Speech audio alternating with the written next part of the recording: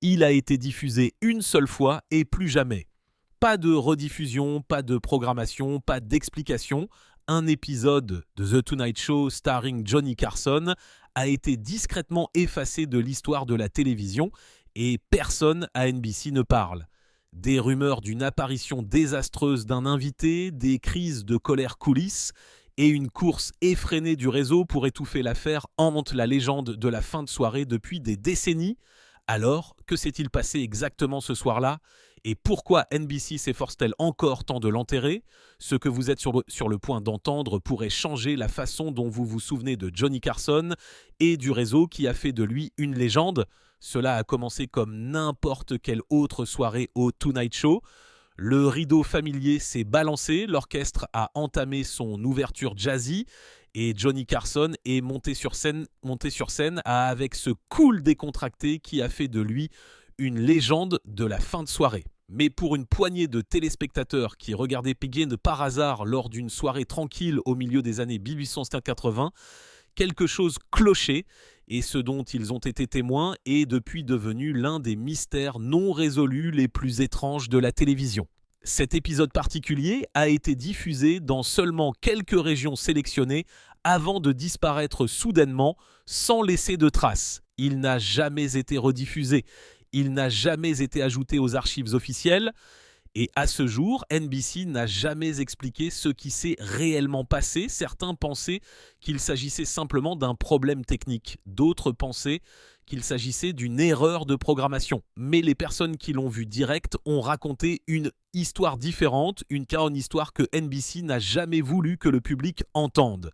La liste des invités de la soirée était assez standard à première vue. Un acteur de télévision populaire, un musicien et un humoriste récurrent qui apparaissait souvent sur le canapé de Carson. Mais c'est le premier invité qui a tout changé. Selon des témoignages éparpillés et une poignée de publications lignes maintenant supprimées, cet invité était visiblement intoxiqué. Un membre du public du studio, qui s'est exprimé plus tard anonymement dans une interview de podcast, a déclaré que l'homme était monté sur scène comme s'il était chez lui, puis avait commencé à dire des choses qui avaient fait retenir leur souffle à tout le monde dans le studio. Le segment a commencé maladroitement avec Carson essayant de diriger la conversation, mais quelque chose n'allait clairement pas. L'invité a bredouillé ses mots, a interrompu Carson à plusieurs reprises et aurait révélé des histoires sur des personnalités de premier plan de l'industrie du divertissement, des histoires qui n'étaient pas censées être racontées à la télévision directe. Une affirmation était si scandaleuse, selon un technicien de plateau, qu'un assistant de production s'est physiquement avancé, comme pour interrompre l'émission, mais les caméras ont continué de tourner, du moins pendant un certain temps. Peu de temps après le début de l'interview, le flux de l'émission aurait été coupé sur certains marchés. D'autres affiliés sont passés à des rediffusions ou aux nouvelles locales plus tôt. Quelques heures, les appels ont commencé à affluer chez NBC de la part de téléspectateurs confus, puis tout est devenu silencieux. L'épisode n'a pas été répertorié dans les journaux de diffusion officiels. Carson n'a plus jamais parlé. Et au fil des ans, la légende de l'épisode manquant du Tonight Show n'a fait que grandir. Mais le chaos que les téléspectateurs ont vu à l'écran n'était rien comparé à ce qui s'est passé quelques instants avant le début de l'enregistrement. Alors que les caméras étaient encore éteintes et que le public n'avait pas encore pris place, quelque chose tournait déjà terriblement mal coulisses au Burbank Studio de NBC. L'enregistrement de ce soir-là du Tonight Show était censé être une routine, mais comme le personnel l'a rappelé plus tard, hors antenne et des années après les faits, il s'est rapidement transformé en désastre lent que personne ne pouvait arrêter. Le problème a commencé avec le premier invité de la soirée, un acteur bien connu dont la popularité avait culminé à la fin des années 1970. Il était charmant, imprévisible et connu pour se laisser aller un peu trop librement. Selon un ancien membre de l'équipe qui s'est exprimé anonymement dans un podcast au début des années 2000, l'acteur est arrivé avec plus d'1 heure de retard au studio et était clairement sous l'influence de quelque chose. Son discours était erratique, il sentait l'alcool et aurait raconté des blagues à quiconque le croisait dans le couloir. Johnny Carson, habituellement calme et posé, n'était pas amusé. Il avait une règle de longue date concernant le professionnalisme dans son émission, surtout après que quelques incidents antérieurs avec des invités état d'ébriété avaient dégénéré. Et cet acteur particulier avait déjà mis à l'épreuve la patience de Carson lors d'une interview tendue qui s'était terminée dans un silence gênant. Certains disent que Johnny n'a accepté de le faire revenir qu'eu raison de la pression des dirigeants de NBC. D'autres disent que c'était censé être une apparition de rédemption. Au lieu de cela, c'est devenu un cauchemar. Quelques minutes seulement avant le début de l'enregistrement, une dispute a éclaté dans la loge de Carson. Selon un stagiaire anonyme qui travaillait coulisses cette année-là, Carson a confronté l'acteur privé et a menacé d'annuler complètement le segment. L'invité serait devenu sur la défensive, affirmant qu'il allait parfaitement bien et insistant pour que le spectacle continue. La dispute est devenue si forte que les membres de l'équipe dans le couloir pouvaient l'entendre à travers la porte. Dans un moment de frustration, Carson serait sorti trombe, disant au producteur que si l'invité se comportait mal sur Scalene, ces scènes ce serait de leur faute. Personne ne savait exactement quoi faire. Des billets avaient été distribués, l'orchestre était place. Le public était déjà en train de s'asseoir et NBC n'avait aucun invité de remplacement réserve. Malgré la tension, l'enregistrement a progressé, peut-être sous la pression directe de la direction de NBC qui craignait une mauvaise publicité ou de contrarier l'agent de l'invité. Ce qui s'est passé ensuite a laissé tout le monde dans la pièce stupéfait. Le public a applaudi lorsque Johnny Carson est sorti, mais même son charme habituel ne pouvait pas cacher la tension dans l'air. Dès le début de l'émission, quelque chose était différent. L'énergie était mauvaise. Le monologue de Carson était plus court que d'habitude. Et au lieu des échanges habituels avec l'orchestre ou Ed McMahon, il est passé rapidement à la présentation de son premier invité. C'est à ce moment-là que tout a commencé à s'effondrer. L'invité est sorti avec un sourire qui semblait forcé et des yeux qui semblaient vitreux. Pour la plupart du public qui regardait direct, il semblait juste un peu bizarre, peut-être nerveux, peut-être distrait. Mais l'équipe coulisses savait que c'était quelque chose de plus. Alors qu'il s'asseyait à côté de Carson, il a immédiatement commencé à parler.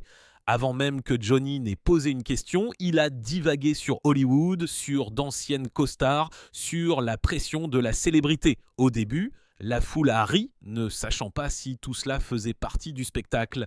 Mais au fil des minutes, il est devenu clair qu'il ne s'agissait pas d'une performance, c'était une dépression.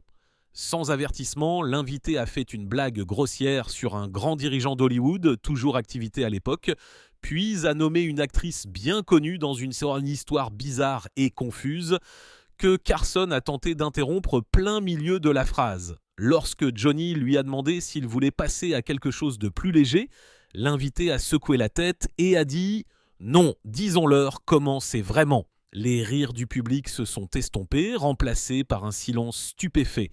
Puis est venu le moment qui a scellé le sort de l'épisode.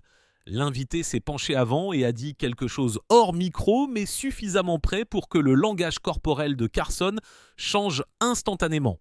Il s'est déplacé sur son siège, a haussé les sourcils et a regardé hors caméra comme pour chercher de l'aide. Il n'a rien dit réponse, s'est juste assis, les lèvres serrées, le visage illisible. Cette image, pour la poignée de personnes qui l'ont vu direct, était inoubliable. Peu de temps après, l'émission est passée brusquement à une publicité milieu de phrase sans avertissement. Dans certains fuseaux horaires, elle est revenue avec un autre invité déjà sur le canapé. Dans d'autres, l'épisode s'est simplement terminé plus tôt. Les téléspectateurs qui l'ont enregistré sur VHS ont trouvé d'étranges sauts des segments manquants. Les affiliés de NBC à travers le pays ont reçu des instructions immédiates pour retirer toute rediffusion. Et dans les jours qui ont suivi, aucune explication n'a été donnée. Il ne restait que des rumeurs. Certains disaient que l'invité avait révélé un énorme camouflage de l'industrie. D'autres affirmaient qu'il avait proféré des menaces personnelles ou exposé quelque chose de dangereux sur le plan juridique. Personne n'a jamais confirmé le moment exact qui a mené à l'arrêt, mais quoi qu'il soit, cela a clairement ébranlé Johnny Carson, car ce qu'il a fait dans les jours suivants a choqué même ses proches. Le lendemain matin, le Tonight Show avait disparu des écrans radars de NBC Il n'y a pas eu de rediffusion, pas de teaser, pas même un récapitulatif sur leur flux de presse. Pour un réseau qui diffusait Johnny Carson comme une horloge chaque soir, il s'agissait d'un écart majeur et les fans l'ont immédiatement remarqué. Les téléspectateurs ont appelé les affiliés locaux pour demander pourquoi l'épisode s'était terminé si soudainement. Certains ont écrit des lettres à NBC pour exiger des réponses, mais la seule chose qu'ils ont reçue retour a été le silence. Coulisses, cependant, le réseau était tout sauf calme. Selon d'anciens employés de NBC qui se sont exprimés plus tard sous couvert d'anonymat, une vague de notes de services internes et d'ordres de silence a commencé à circuler quelques heures après la diffusion. Un ancien assistant du bureau de Burbank se souvient avoir reçu un appel téléphonique avant même d'arriver à son bureau. Ne parlez à personne de l'émission d'hier soir, si quelqu'un vous le demande, c'était une erreur de programmation. Ce même message a été envoyé aux stations affiliées à travers le pays. Selon des documents qui ont fait surface des décennies plus tard grâce à une fuite sur un forum aujourd'hui disparu, les dirigeants de NBC considéraient de l'épisode comme une menace interne et ont ordonné qu'il soit immédiatement retiré de la vidéothèque. Une note de service comprenait même les mots « pas de copie, pas de rediffusion, pas d'archives ». C'était très inhabituel, surtout pour une émission aussi méticuleusement cataloguée que celle de Carson. Des milliers d'épisodes ont été intégralement conservés, mais celui-ci a été traité comme s'il n'avait jamais existé. Les techniciens ont reçu l'ordre de détruire la copie maîtresse. Procédure standard dans les situations d'urgence, mais rarement utilisée. Le monteur, qui était présent ce soir-là, selon une source indirecte, a hésité. Il savait que les images pourraient devenir précieuses un jour. Il y a des rumeurs selon lesquelles une deuxième copie non officielle aurait été discrètement sortie avant la suppression. NBC ne l'a jamais confirmé, mais des fragments de l'épisode sont apparus depuis lors dans des ventes aux enchères lignes obscures et des forums de collectionneurs. Dans un des retournements de situation les plus étranges, un archiviste de longue date du Tonight Show a été discrètement réaffecté seulement 2 semaines après l'incident. Il avait passé plus d'une décennie à entretenir la vaste collection de bandes de l'émission. Selon ses collègues, il avait essayé de conserver un enregistrement de l'épisode interne. Son départ a été soudain, sans explication publique, même l'équipe de Johnny Carson est restée muette. Il a été dit aux producteurs et aux scénaristes de ne pas évoquer l'événement, même dans une conversation informelle. Au fil du temps, ceux qui ont essayé de creuser plus profondément ont été poussés vers la sortie ou ont pris leur retraite discrètement. L'expression Carson Blackout est devenue un terme tacite dans les couloirs de NBC, un avertissement de ne pas fouiller là où le réseau avait tracé une ligne. Et peut-être plus révélateur que tout, les archives internes du Tonight Show pour cette semaine contiennent une entrée manquante, un numéro d'épisode sauté qui n'a plus jamais été diffusé, un espace vide dans les archives officielles où une émission complète aurait dû être. Mais Johnny Carson n'était pas du genre à laisser passer quelque chose comme ça sans laisser de traces. Et quelques semaines plus tard, il a laissé échapper quelque chose que personne n'attendait. Des semaines se sont écoulées sans aucune mention publique de l'épisode manquant. C'était comme si la nuit avait été effacée de l'histoire, comme NBC l'avait prévu. Mais ensuite, lors d'un monologue tranquille au milieu d'un épisode discret, Johnny Carson a fait quelque chose d'inhabituel. Il a laissé entendre juste un instant que tout n'était pas comme il semblait. Le monologue de cette nuit-là était axé sur la culture de l'annulation avant même qu'elle n'ait ce nom. Carson a plaisanté sur les choses qu'il était possible de dire à la télévision et s'est arrêté laissant les rires s'éteindre. Bien sûr, dit-il presque trop nonchalamment, certaines choses sont mieux oubliées. Il a esquissé un sourire crispé, illisible et a jeté un coup d'œil sur le côté. Ed McMahon a ri, mais le moment est resté suspendu dans l'air plus longtemps qu'il n'aurait dû. Pour les téléspectateurs qui se souvenaient de l'étrange épisode de quelques semaines auparavant, c'était un signal subtil mais indubitable. Johnny se souvenait, lui aussi. Des initiés qui travaillaient avec Carson à l'époque ont confirmé plus tard qu'il était profondément troublé par ce qui s'était passé ce soir-là. Selon un ancien scénariste, Johnny a confié privé qu'il n'avait jamais perdu le contrôle d'une interview comme celle-là auparavant et qu'il avait demandé à NBC de ne plus jamais diffuser l'épisode. Mais ce n'est pas toute l'histoire. D'autres rapports suggèrent que Carson voulait inclure l'épisode dans une émission spéciale Lost Tapes qu'il avait proposée des années plus tard. NBC aurait refusé catégoriquement, lui rappelant qu'il avait été détruit. Ce qui a changé dans le comportement de Carson après cet épisode était minime mais perceptible. Son débit est devenu légèrement plus prudent. Les blagues les plus risquées ont été édulcorées. Il interrompait plus rapidement les invités lorsqu'ils s'écartaient sur un terrain imprévisible. Des amis ont remarqué qu'il était devenu plus secret, plus sur ses gardes, même coulisses. Certains pensaient que cette épreuve l'avait ébranlé, non seulement tant qu'artiste, mais aussi tant que personne. Et puis, il y a la question des archives de Carson. Ce n'est un secret pour personne que Johnny conservait des copies de plusieurs de ses épisodes préférés dans une collection privée. Quelques assistants de confiance ont affirmé que l'épisode perdu avait peut-être été discrètement conservé là, dehors du contrôle de NBC. Mais après la mort de Carson 2005, sa succession aurait bloqué l'accès à ces bandes, refusant toutes les demandes de cinéastes documentaires, de chercheurs et même de NBC elle-même. À ce jour, aucune image de l'épisode n'est jamais apparue dans aucune collection officielle de Carson. C'est le seul épisode connu des dernières années de l'émission, sans aucun extrait, image fixe ou transcription survivante. Pour un homme qui a contribué à définir toute une époque de la télévision, cette absence dit long. Et pourtant, alors que l'histoire s'estompait de la conversation publique, une personne n'a jamais semblé se remettre. L'invité au centre de tout cela. Au lendemain de la diffusion disparue, tous les regards se sont discrètement tournés vers l'homme qui avait mis le feu aux poudres ce soir-là, bien que personne n'ait osé le mentionner publiquement. Alors que NBC refusait de nommer l'invité, suffisamment d'indices ont fuité grâce à des tuyaux anonymes, des réseaux de chuchotement et d'anciens documents de programmation pour le cerner. Et pour ceux qui y prêtaient attention, les retombées étaient impossibles à ignorer.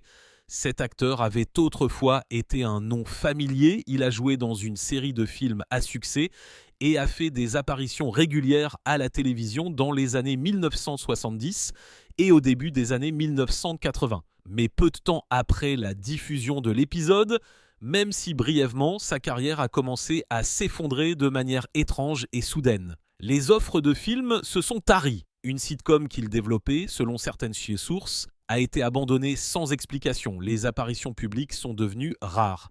Et lorsqu'il faisait surface, il semblait distant et sur ses gardes. Un tabloïd de l'époque a publié un article vague sur un effondrement télévisuel faisant allusion à un incident de fin de soirée qui avait conduit à une liste noire. Aucun nom n'a été imprimé, mais les fans ont fait le lien. Un journaliste a affirmé qu'un grand studio s'était retiré d'un projet après avoir été conseillé par des dirigeants de réseau.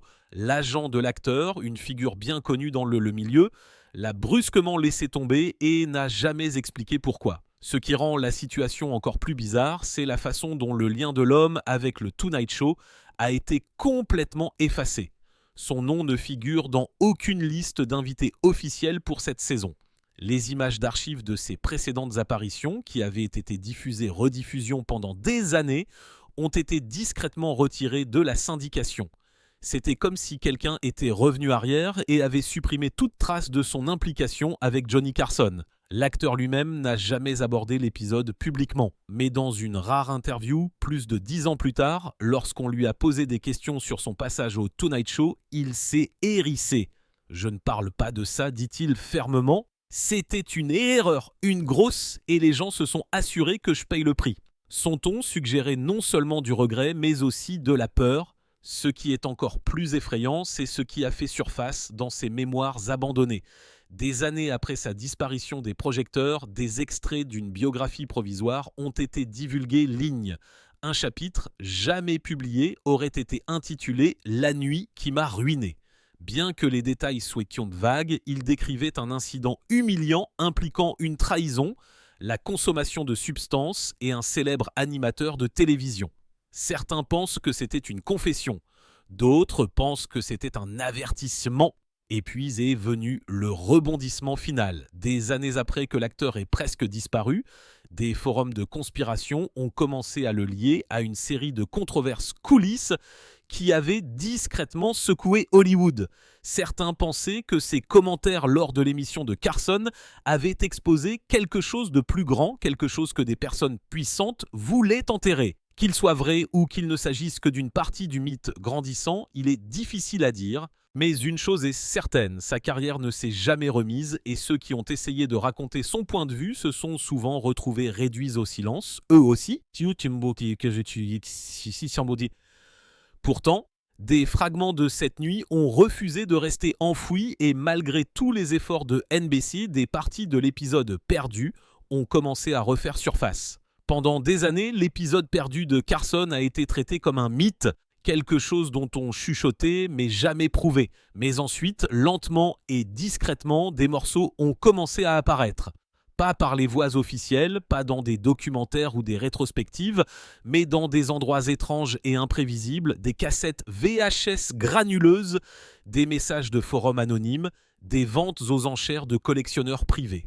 Il semblait que peu importe les efforts de NBC pour l'enterrer, les images refusaient de rester mortes. La première fuite importante a eu lieu au début des années 2000.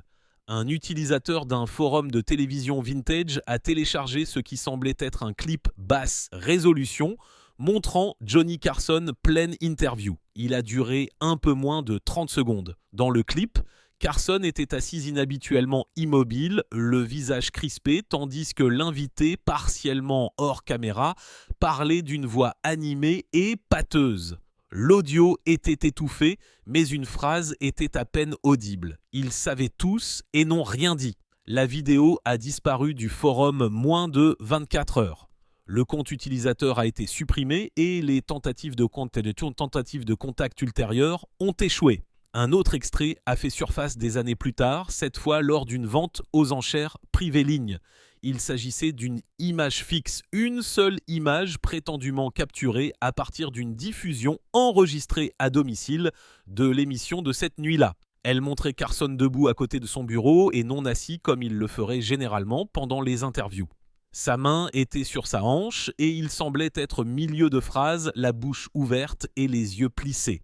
Le vendeur, qui affirmait avoir enregistré l'épisode direct, a refusé de dire combien la cassette avait été vendue, mais a confirmé qu'elle avait été achetée par un acheteur anonyme ayant des liens avec le réseau. D'autres rapports ont filtré. Un collectionneur canadien a affirmé avoir acquis une version fortement éditée de l'épisode auprès d'un ingénieur de NBC à la retraite. Il a partagé des captures d'écran, mais pas la vidéo complète. Un autre utilisateur sur Reddit a publié une décomposition image par image floue de ce qu'il a décrit comme une bobine endommagée. Encore une fois, rien n'est resté ligne longtemps. Chaque fois qu'une fuite apparaissait, l'équipe juridique de NBC agissait rapidement, émettant des avis de retrait, des revendications de droits d'auteur et des menaces juridiques pour empêcher la diffusion des images. Cela n'a fait qu'alimenter davantage de spéculations. Pourquoi NBC ferait-elle autant d'efforts pour un épisode vieux de plusieurs décennies ? Pourquoi continuait-il à surveiller les sites web obscurs et les forums de discussion pour y trouver des traces ? Des initiés ont commencé à parler d'un département au sein de NBC qui surveille les fuites d'archives. Certains l'appellent l'unité Vault, un nom non officiel pour un groupe chargé de gérer l'héritage de l'entreprise et de protéger le contenu à haut risque contre la divulgation. Plus inquiétantes encore étaient les affirmations faites par un cinéaste documentaire qui travaillait sur une rétrospective de Carson pour une grande plateforme de streaming. Selon lui, NBC avait initialement approuvé l'accès à des centaines d'heures d'images jusqu'à ce qu'ils examinent son plan, qui comprenait une brève mention de l'épisode perdu. Après cela, la communication a cessé, le studio a révoqué son accès et a retiré son soutien sans commentaire. À ce jour, personne n'a publié l'intégralité de l'épisode, pas même dans les cercles clandestins, mais chaque fois qu'un nouveau fragment apparaît, il ravive de vieilles questions. Qu'a-t-il été dit exactement cette nuit-là ? Pourquoi NBC se soucie-t-elle encore tant de le cacher ? Et quelqu'un détient-il encore quelque part la seule copie complète ? Une théorie suggère que oui, car la dernière couche de ce mystère pourrait être la plus révélatrice de toutes. À ce jour, personne n'a vu l'intégralité de l'épisode, pas officiellement, pas même dans les cercles de contrefaçon, mais les rumeurs n'ont jamais disparu. Avec chaque image divulguée et chaque voix réduite au silence, une chose devient claire. Quelqu'un là-bas a encore la cassette. Et NBC a toujours peur de ce qui pourrait arriver si le monde la voyait enfin. Attendant ce jour, la vérité reste enfouie, mais pas oubliée.